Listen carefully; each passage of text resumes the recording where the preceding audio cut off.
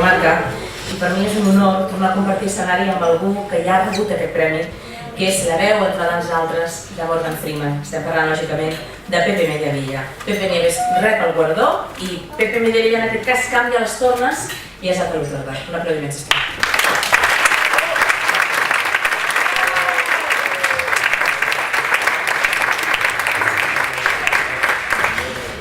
Bona nit, i a més és un honor rebre el premi d'un dels millors dobladors que tenim en aquest país. 30 anys que farà l'any 1982 que un grup de gent molt jove va decidir crear un programa de ràdio que es dediqués al món del cinema.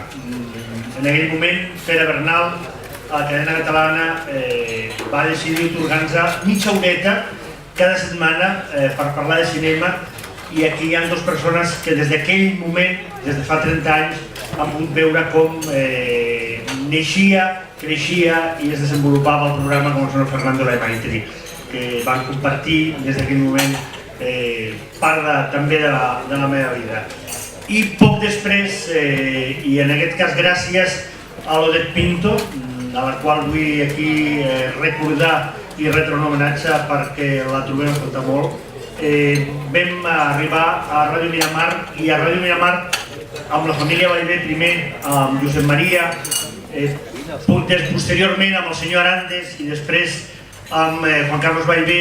El programa ha tingut una progressió que en aquest moment fa que estem emetent a través de Ràdio Marca per tot l'estat espanyol, i a més amb una recepció realment a la qual jo mateix estic sorprès.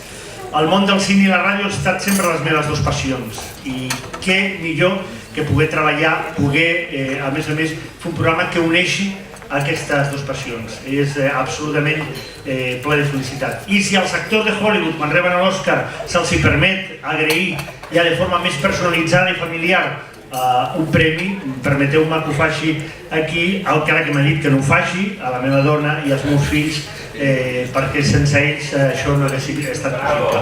Gràcies.